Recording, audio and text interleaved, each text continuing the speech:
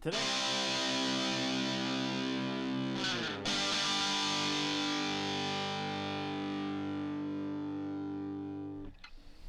Other interesting business news, you have Chipotle raising prices for the first time in over a year in a futile attempt to offset inflation.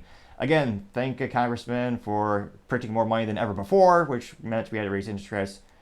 Phenomenally disappointing situation our government keeps doing. Now, it looks like when it's asked for comment, they said, quote, "For the first time in over the year, we will be taking a modest price increase to offset inflation," unquote. This according to Chipotle Chief Corporate Affairs Officer Lori Schlau. Now, they also noted that they're starting hike prices in June 2021. That was the last time they did it, citing the cost of wage for employees, which is hilarious. So every time you see someone who's very pro-union or pro-$16, $20, $50 an hour minimum wage, they always say, oh yeah, it doesn't really increase the cost of goods sold.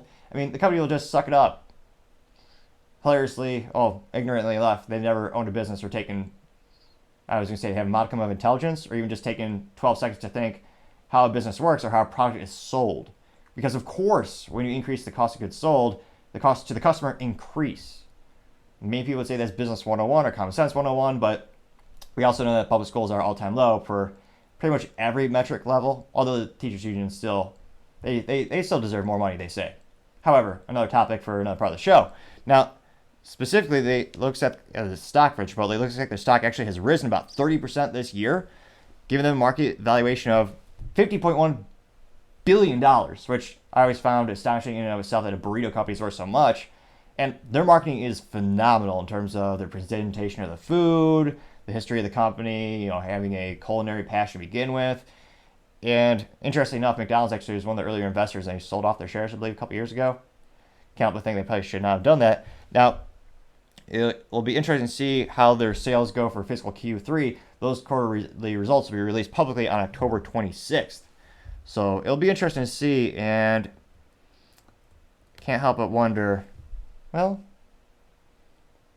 will the stock go up precipitously, or will it drop like a rock? Or can't help but think, with all this cost going up, eventually people are going to get to the point where they don't eat out anymore, because eating out just costs more and more and more. What is that breaking point where people finally decide, well, my family's struggling. We have 40-year hyperinflation. We have no idea if our jobs are going to be gone tomorrow, if the economy is going to tank. I mean, at what point do people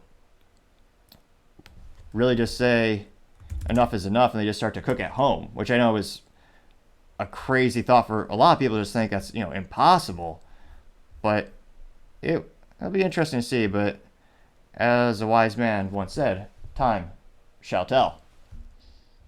Thank you, everyone, for taking the time to tune in. I also want to especially thank everyone. It took us a while, but we were finally monetized, so I'm very happy for that. It means we're going to turn on the ads, and with the additional revenue that comes in, we'll be able to hire more resources, get some maybe creative people to actually design the thumbnails. We'll get some software to do the picture-in-picture once you get to that point. So I really do appreciate it. I'm very excited to say that we've gotten to that point, so I'll be turning monetization on. Also, if you can give me suggestions for the picture-in-picture software for production, I greatly appreciate that. I know the feedback, that's something they want. I've tried a couple, but keeps having some quirks. Also, don't forget to take the time to tell your family, tell your friends, tell your coworkers, heck, tell your enemies, tell anyone and everyone. Just stay safe and fight the good fight.